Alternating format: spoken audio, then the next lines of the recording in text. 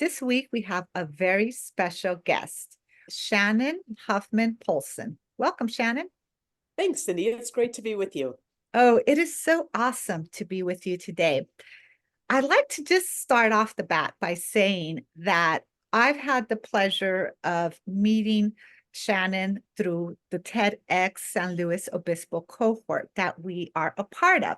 Now, I had gotten to know Shannon a little bit through email, but this is the first time we're interacting face to face. So I'm very excited because not only do you, the listeners and viewers, have an opportunity to get to know Shannon, so do I.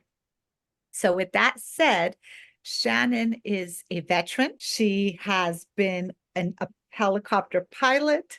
She has been mountain climbing, skydiving. She has done interesting physical endeavors and things that require mental fortitude and resiliency. With that in mind, Shannon, tell us a little bit about yourself. Cindy, thank you very much. It's such a generous introduction. I do feel grateful for a bit of a meandering path in my life that has brought me to the place where I think that I am meant to be. And I know we're going to talk a little bit about this, and that's something that you talk about with your guests. But I grew up in Anchorage, Alaska, and I just put that up as a bit of a probably slightly different place of origin than many people have the opportunity to grow up in. But I do think that was formative. I went to college in North Carolina at Duke University and studied English literature, but was also in the ROTC program to help to pay for college, and then ended up, just because of timing, honestly. I mean, both interests, of course, and of course working to earn the opportunity, but also the timing was right that I was one of the first women to fly the Apache helicopter in the United States Army. I had the opportunity to lead 3 different line units on 3 different continents before transitioning to my MBA at the Tuck School at Dartmouth, leading outstanding teams in the corporate world at medical device industry and technology at Microsoft. And I have been now speaking to and working with companies with executive education, keynotes, and of course, books on grit and resilience, on leadership, and on purpose for over 10 years now. Wow, that is amazing. And I really like this idea that, you talk about this intersection between interest and timing. Yes. So you had the opportunity to be one of the first women to fly an Apache helicopter because of interest. I'm Yes. sure there was considerable discipline and training that also went along with it, as Certainly. well as the timing. And there's something to be said about taking an opportunity when it presents itself to you with the Yes. right time. It's both being willing to step up into that opportunity, I think, and it's also, and this was true with a number of the leaders that I interviewed for The Grit Factor, which is my most recent book, but a number of those leaders prepared for an opportunity that they didn't know would actually come, right? But they did that work so that when it did come, they were ready. And I really think that was, and I don't give myself much credit for looking forward in this, except that I did do the work. And when that opportunity came and I was able to then branch into Apache helicopters and fly in the attack part of the aviation branch, then I was ready and able to do that. But there is an element of preparation comes even if the doors aren't yet open. And that's true for, again, any single leader who has, by virtue of timing, been one of the first to have the opportunity to do something. Nice. I really like that you said that, because one of the things that has happened is there's been a slight shift in cultural norms where perhaps, and this is a generalization, Sure. we often overlook that preparation, that Yes. discipline. Yes. And when, especially for example, on a platform such as this one, where we're on a podcast and it is on various platforms, including YouTube, and we hear all these success overnight stories of people who have become influencers and so forth. And I think that's really quite beautiful. But when we hear about these overnight influencer success stories, it's easy to forget the amount of work, the amount of discipline, preparation, and planning that goes into being able to lead those types of expeditions. And I think there's something to be said about that. And I think it also goes back to part of what you do, which is talk about grit. Yes. Cindy, I'm so glad that you have teased that out because it's something that I hear from clients again and again, especially as we look at the Hmm. different generations that are part of the workforce, different perspectives on what it is that people believe that they might be owed versus actually first doing the work to earn the opportunity. And it's important to understand that there is a tremendous amount of work that goes into any kind of an opportunity if it's truly something of value. And I do think that we have as a culture started to lose sight of that at times because of a misperception based on often social media that there was some kind of an overnight success when in Hmm. fact that you typically has been, a decade or more of preparation and perhaps it was preparation along a windy path like many of us have taken, but Right. at the end of the day it's a lot of hard work, it's a lot of persistence, it's a lot of learning to fail and how it is that you recover from those failures so that you are ready when the opportunity comes, and you have Yeah. to love the work to make that happen. Yes. And you have to have the mental fortitude. Actually, scrolling through social media. I read this interesting post by somebody, and I don't remember who was being quoted. So I'm going to say this belongs to somebody that is not who is not me. Sure.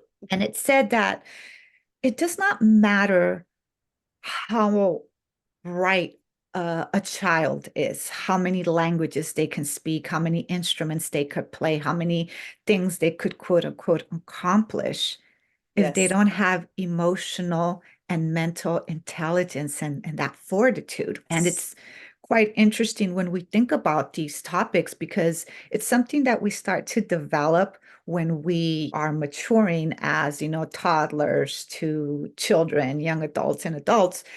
But it Yes. is a whole life process of preparation, of learning these very things. And then when we get to see them in application, it's Mm. really not just rewarding, but it's inspiring. And it makes us think, oh, if that person can do it, so can I. Right. But what I love about what you just said and what is so important to the journey and to ultimate success, however that might be defined, which really should be something that we each define for ourselves and that we don't allow something external to define for us. But it really is this lifelong learning because we always are on this journey where we need to be willing to maybe put away some of the things that are no longer working and learn about something new that might be a new approach, and yet not be too willing to throw away ancient wisdom, at least, right? There's a lot of Hmm. ancient wisdom that goes into even modern success stories, however that might be defined. And that's a bit of a broad answer, but I do think you're absolutely right to really hone in on that concept of continuous learning. That's part of the journey. That's part of what grit and resilience are really all about. Right. Having said that, what made you want to say, or what made you decide to speak on grit and resilience, to write about it and make a leadership practice of it? Sure, that's a great question. Thanks for asking that. I had a young lieutenant reach out to me, and that a lieutenant is the lowest level of an officer in the military, in most of the branches. And one of them reached out to me as she began the same journey that I had taken a number of years before. So she was heading down to what is now called Fort Novosel, Alabama, which is where the Army does all of their flight Hmm. training with jets and helicopters, and she was going to become a young aviation leader and a young pilot. So she reached out and asked if I would be a mentor for her as she began that process. Now, Mm, I had the opportunity to serve for a decade in uniform again on 3 different continents, but I had then left the service and moved through my MBA program, had led outstanding teams in the corporate world as well, had moved on from that into writing my first book, North of Hope, and now then starting to work with companies on leadership, on story at that point, and on narrative. I immediately said yes because it was an honor, as it always is, to be able to help hmm. somebody along in their journey. But then I doubted myself because, it had been a number of years since I'd worn the uniform. And I realized Mm, I had integrated into this all male field. So it was this very unique sort of a experience that may or may not apply to what her experience would be. And so hmm. my question to myself then was, how do I scale the opportunities and scale the experience that I can offer to this young leader so that she doesn't just have my experience and my perceptions, but she has a body of experience and a body of perceptions available to her.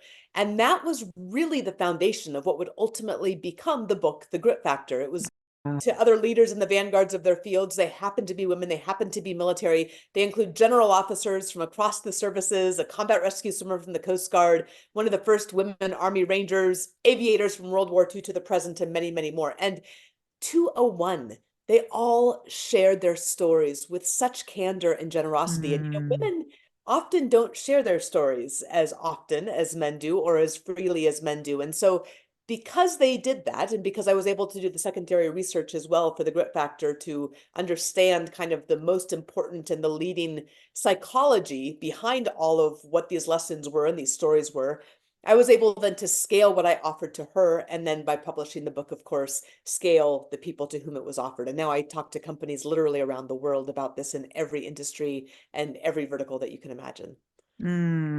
I love it. I want to circle back to this idea of mentoring, which Mm, seemed to be the catalyst for all these other things because we never know what we say yes to and yes. what that yes will lead to.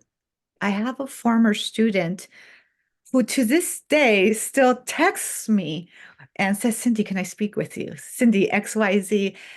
And the funny thing is that she actually was not my student in the Mm, sense that I was her professor, but we were at the same university and she came to me for help with her master's thesis. She's come to me for help with several of the projects that she's involved in.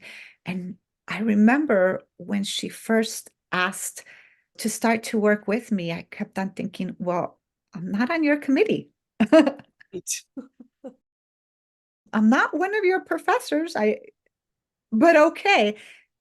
And what I can tell you is that even though there's so much fulfillment Mm, that comes with having this relationship that's been going on for years, I yeah. think I receive more from it than she does. I may give her some insights, but I always have those aha moments Yes. that whatever insights are shared, I think about, oh, I can apply that over there. I can apply that in that context.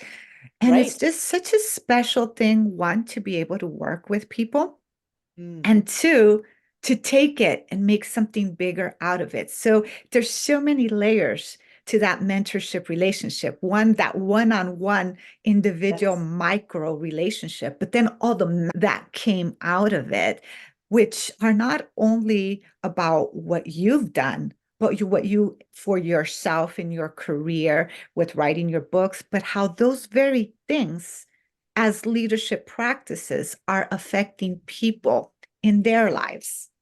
So I think it's Absolutely. amazing.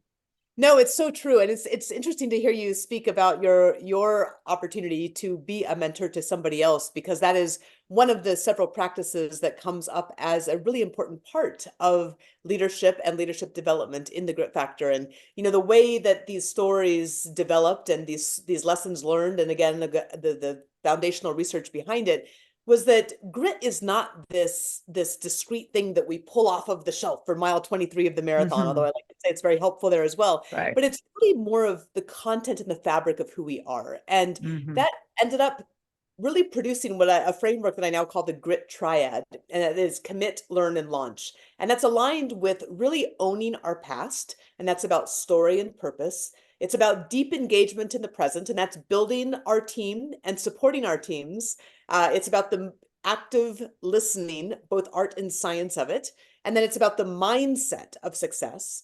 And then finally, launch, which is grounded in the past, deeply engaged in the present, and looking towards the future with audacity, with authenticity, and with adaptability. And all of that is surrounded by this mindset of measured optimism. So lots and lots to glean from that, lots of very specific tactical skills, but also strategic understandings. And Mhm. when I hear you talk about mentorship, it really did come out as something that was really important for a lot of these leaders if they were lucky enough to have it. But what I also heard you say is that you were learning as you were mentoring her. Yes, I think of what I course. observed so much is that when you go into those relationships, not only do you learn because you're teaching something, and that by itself helps us to learn, but because what your mentee may share with you, especially from another generation, from another Mhm. perspective, may be just as, if not more important than what it is that you're able to share with them. So really a really mutually supportive relationship that is, It is. yeah. And you know, something that I have found is that sometimes people don't always appreciate when they have those opportunities. And Mm, again, it's a generalization because I've seen many people really lean into being mentored, sure. really lean into it and make the most of it. But I remember one time I was having a conversation with a young man, and he applied to be part of this mentorship program. And I was very happy for him because he was accepted into it. And then he said, "Oh, yes, but I'm not being mentored by anybody of my group, my identity because of what XYZ." And I remember saying to him, "Yes, but you are being mentored. Mm, yes, So you are actually being given an opportunity. So maybe there wasn't somebody of your group sure. available to mentor you. But if Right. you take this opportunity and Mm. learn, you can become the mentor to the group that you come from that doesn't have enough mentors." And and it's really important, and the data shows this really, really well also, that you need not just one mentor, but more than one mentor in your life, Exactly. ideally. And that it is most beneficial that those mentors don't all look like you, because they Exactly. will help you to navigate an environment that's a lot more complex than however it is that you see yourself. And so, Mhm. sure, it's great to have somebody that, maybe is a lot like you are for 10 years on, but it's just as if not more impactful to have somebody else from a different group as well. And so I think that would be the other bit of advice I would give to that young man. But Yes. absolutely right. You learn from anybody. And if you're lucky enough to have a mentor at all, which is an incredibly fortunate relationship to be able to Yes. find and develop, then of course, then you obviously develop those skills where you'll be able to pass that along too. So Ex absolutely. exactly. So having said that, let's circle back to the TEDx talk that, you will be given. The TEDx talk will happen in San Luis Obispo, as has been mentioned, and the theme is determination, which we are all playing and teasing out in different ways. Yes. Now, we can't give away your talk, but can you give us a little bit of a teaser in terms of what it's about? Yeah, sure. I haven't really thought about exactly how to tease this. So this is a fun challenge, Cindy. Thank you for asking me. Well, thank you for being game. Yeah, of course. So as I talked about earlier, the grit factor is made up of the grit triad, and those are a number of discrete elements that all play into grit and resilience in each of our lives, no matter who it is that we are. And all of us have it. All of us can develop it. All of us can find it if we think that we've lost it. So it's something accessible to every single one of us, not just military pilots and big mountain climbers. And as I continued my work, even after publication of the Grit Factor, especially as we started to go through COVID, there was one particular element of that grit triad that really started to develop and emerge as the primary place where each of us can particularly benefit if we put our focus there, and where leaders, if they Mhm. help their people put their focus in this same place, will see especially strong results in their workforce as well. So maybe Mm. that's the teaser, is it is a part of the grit triad. It's a part that we can understand in more ways than I was able to go into in the book of the Grit Factor, although it's a great starting place. And it's something that has absolutely incredible impact both in our lives at home as well as our lives at work. And I cannot wait to bring this TEDx talk to you all, because it is really launching and blowing out an entirely new direction that has been an absolute revelation in the work that I'm doing and seeing how that can have impact in people's lives. Oh, wow. I'm Mhm. curious now. Oh, I want to good. know what So that glad. it thing is. So So I read the think tip factor that's, and let me know if you think you've got it figured out. oh, well, a good start would be to buy your book. So It people would be. can buy your book, and then you can start to place a pool of bets of what is that she's going to Yes. talk about. Wouldn't Yeah. that be fun? It would be so much fun. I can try to think of a prize. Maybe I can do an hour of coaching or something. But yeah, I'd love to hear from people. I'm online. My website's at shannonpolson.com or thegritinstitute.com, or I'm on LinkedIn or Instagram.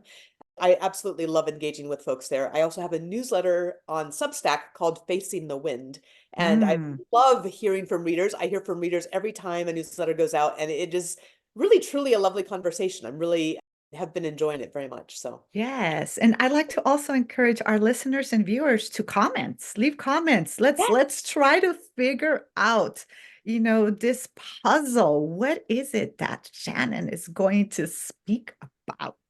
well, Cindy, you have such a wonderful way of teasing out these ideas too. So I hope any listener who is listening to your podcast will be sharing this with their friends and commenting on the YouTube as well. It really does help to develop the conversation in a really fun and meaningful way. And one of the things that has come out, and this is not what I'm talking about, but it certainly is part of it, is that we are all desperately looking for community. And community Hmm. has been something that has really frayed and even disintegrated in some places really around the world since COVID and well before COVID as well. And so we can develop that kind of meaningful community in these conversations like you and I are having right now, and hopefully all of your listeners and viewers will be too. So I just love that. It's how Thank ideas you. develop and how we get to know each other better. Thank you. And I'm going to piggyback off of that Yeah, because, good.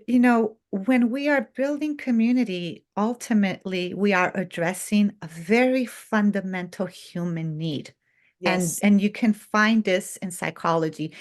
When we build community, there's also something else that we are doing. We are creating a sense of belonging. And that's something that's biologically ingrained into us to want to have community and a sense of belonging. So, yeah, absolutely. Now, I'd like to ask you a few more Yes. questions. So, now that we've gotten a bit of a teaser, let's talk about some fun things. Yeah, What great. has brought you the most joy in this journey? Oh, in the journey. In the journey, I love to learn and I love to continue to challenge ideas and assumptions and find ways to make that apply to transform people's lives and to transform organizations. And it has really been a joy, truly, every time that I get on the stage to give a keynote, when I have the opportunity to work with a client group on bringing education in, bringing a cohort through some of the education that we offer at the Grit Institute, and to see that transformation and to be involved in those conversations and to see the light bulbs come on, or to get the email that comes maybe after a newsletter or after somebody has taken one of the courses at the Grit Institute that says, I have never understood this before. I had an email through LinkedIn, unexpected, completely, after a cohort went through one of the courses that we call Paths to Purpose. And we look at all these different ways of addressing purpose and helping to understand our purpose in our lives. And this man who was only a week into the course, and he had been a military veteran, he'd suffered from traumatic brain injury and Mhm. multiple deployments. And he said, 1 week in, you have transformed me because I used to Mm. look at my life through the lens of limitation, and I'm now understanding my life through the lens of possibility. And I was Um, literally almost in tears, and I'm not particularly a teary sort of a person. And that opportunity to do work, to really go back and look at lessons that I learned or lessons that I wish I would have learned, because these were not all things that I had figured out. A lot of them I just failed enough times that I had to go learn the lesson more academically or hear from others. And to be able to do that work to bring those to others in a way that is meaningful has truly been a joy. It really has been a joy. And I see that in my community, I see that in my work, and I see that in my family. And all of that really goes to what I think ultimately is my core purpose, which part of which is to learn and to serve. oh, I love it. I love it. So then, with that said, now I'm going to build off of your answer and ask you another question. You mentioned this really impactful email that you received from this veteran sharing with you how, the work that you do and that you teach has Mm, transformed him. Can you share with us a time when something transformed you? Something that somebody said or did that mm, just completely caused some kind of transformation or mm. an aha moment that you think was quite meaningful and important to you and this Yeah. journey? Yes, that's such a good one. I'm going to go way back to answer that one. And I think about 9 or 10 years old. I was Hmm. playing girls' club soccer in Anchorage, Alaska. And I tell this story in my first book, which is a memoir called North of Hope. So very different from the Grit Factor, but there's a lot of grit and a lot of a very personal story in that. But I tell the story about playing soccer. Now, this was not like these highly competitive teams that maybe some of you have children in and we see around now. This is just Hmm. girls club in Anchorage, Alaska. So we were playing and against a team on a field that was this muddy field that had big, huge mud puddles in front of the goals. And we were playing against a team that was one of our strongest competitors. And I was a fullback or defense, and I played right fullback. And one of the girls on the other team who was a forward her name was Megan, and she had this little blonde ponytail that would bounce behind her, and she was absolutely unstoppable. She would come tearing down the middle of the field in every game, and we would just part like the Red Sea, and she would score on goal every single time. And I remember at the end, maybe it was at halftime, really, my dad coming up and putting his arm around me and saying, not unkindly at all, he said, nice job playing. He said, so when Megan comes down the field that way, why don't you just run back at her? And I thought he was absolutely out of his mind. Nobody would do that.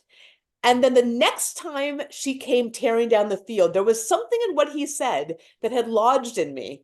And I went tearing back at her and we collided midfield, Wow. fell on the ground. The soccer parents were silent, which never happens. And she never charged my side of the field again. And I think Wow. that small suggestion, those sorts of small suggestions, whether we're a child or whether we're an adult, those small things Hmm. really make a big difference in how it is that we see ourselves in the world and how it is that we then engage in the world. And I've told that story and I've written about that story because I really do believe it's been, and I don't think this is an overstatement, transformative in how I see risk, in how I see opportunity, and how I see obstacles, and how I see failure, which is you get back up and you run through it. And I like to say, as in an aviation metaphor, you've got to turn to face the wind. And Ah. when you turn to face the Hmm. wind, it's that way that you're able to take off, right? It's only facing the wind that you're able to take off and that you're able to land. When you're flying, you turn into the wind. And when you face that resistance, that's when you make the progress. That's the Mm. only way that you make that progress. So that was a really transformational moment that I use a slightly different metaphor to talk with clients about today, but there's never there's never enough opportunity to remind ourselves that we have to face that resistance and that we have to face failure, and that when we do it that way, that's when we make the progress. Oh, I love it. And I'm going to add something else to what you said. You have to be open to Mm. feedback. Your father gave you a tip Yeah. and he had your best interest in mind. He Yes. wanted to see you stand up for yourself, Yes. face her with your own personal power. And Yes. if you both collapsed, I meant to say, if you both crashed and fell, well, then you both crashed and fell, but you met each other as Yep. equals. Yes. But that would have It never changed the happened. dynamic, right? It Yeah, changed it the dynamic completely. Yeah. exactly. And it started with a simple tip, a simple suggestion that Yeah. you could have easily ignored, Yes. or you could have said yes to. And when there's that malleability, that Mhm. adaptability, where we understand that it's not necessarily a personal attack, but it's Yes. actually just something constructive, and Right. we take that, we run with that, Mm. it further amplifies all those other elements of that transformation. Yes. And it's Yes. quite beautiful. It is. It is. There are a number of moments like that throughout my life as an adult as well, where, and some of the lessons are hard lessons, Oh, right? Some of yes. the Oh, prepare yes.